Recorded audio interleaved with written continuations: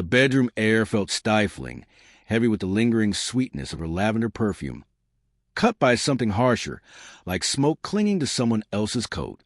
My eyes were drawn to the note left on the nightstand, edges worn and creased as if it had been read and reread before it was abandoned.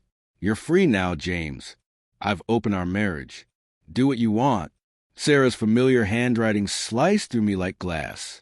Each curve, each word, dismantled the life I thought we shared. I perched on the edge of the bed, the springs groaning under me. The paper trembled in my hand, as though my body rejected the reality it carried. 10 years, a decade together, and this cruel scrap of folded paper was how she told me it was over. At least, over the way I'd known us. My chest burned. My pulse roared so loud that even the faint hum of the city outside vanished. She wasn't home to explain herself. She left hours ago, laughing with friends, planting a kiss on my cheek, promising to return by midnight. Her absence stretched out like a cavern, echoing with questions that clawed at me. Had this been planned? Was she building up to this moment? And where was she now while I unraveled? The apartment felt alien, stripped of warmth. A photo from our honeymoon stared at me from across the room, her hair wild in the sea breeze, my arm around her, both of us smiling like we believed in forever. I wanted to smash it, let the glass shatter into pieces, but instead I traced her face with a fingertip, searching for a fragment of the woman I thought I knew, anger tangled with grief. Every late-night text she brushed off, every sudden trip with friends I'd never met, played back in my mind like a reel of lies. My hand hovered over my phone. I wanted to call her, demand the truth, but what would I even say? "Hey, Sarah, did you mean to break me with a sticky note?" Instead, I scrolled through our old messages, desperate to find proof I hadn't been blind. A text from last week froze me. "Need some space tonight, babe. Don't wait up." I'd assumed it was yoga, her way of unwinding after work. Now it felt like a confession I'd missed. Minutes dragged. I paced barefoot across the cold floorboards. Neon light slipped between the blinds. Every creak in the building made me hope. Hope she would walk through the door and laugh it off as some twisted misunderstanding. But the note burned in my hand, its words coiling around my ribs. Do what you want. Permission, or an admission that she already had. Memory betrayed me. At Lisa's party last month, I'd noticed her laughter brighter, sharper, her gaze lingering too long on a man I didn't know.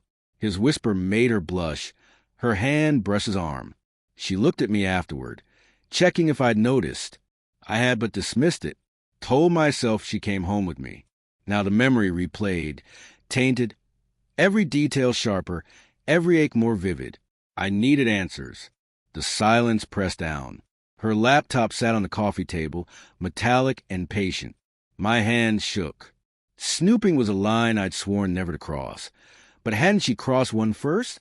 I flipped it open, typed in our anniversary. Our anniversary. The screen unlocked with cruel ease. Her email glared at me. A thread months long, with someone saved only as M. No subject lines. Just words that shredded me. Can't stop thinking about last night. You make me feel alive. A photo attached. Sarah's lips pressed to a man's cheek. His face cut from the frame, but his arm remained, wrist circled by a leather bracelet I'd never seen. Not mine. The door latch clicked. My body froze. Sarah's voice floated in light careless. "James, you still up?" My heart hammered. I slammed the laptop shut. She stepped into view, her smile faltering. Hair messy, lipstick smudged, smoky scent lingering. "What's wrong?" she asked, too soft, too rehearsed. I held up the note, hand trembling. "This?" "Explain." My voice cracked under the weight of it. Her eyes flickered, guilt, then a mask. "James, I was going to tell you," she said cautiously. "Things haven't been right between us. I thought this would give us freedom." Freedom. The word tasted like poison. Sneaking around with him is freedom. Who is he, Sarah? How long? My voice tore through the room, shaking the air between us. She twisted her hands, avoiding my gaze. "It's not what you think. Emma's just a friend, someone I talk to. I didn't mean to hurt you." "Then why the note?"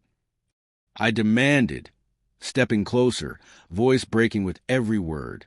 Why hide your emails, your secrets? Why lie? Her lips trembled, eyes shining with tears. I didn't know how, she whispered. I still love you, James. I needed more. That word shattered me.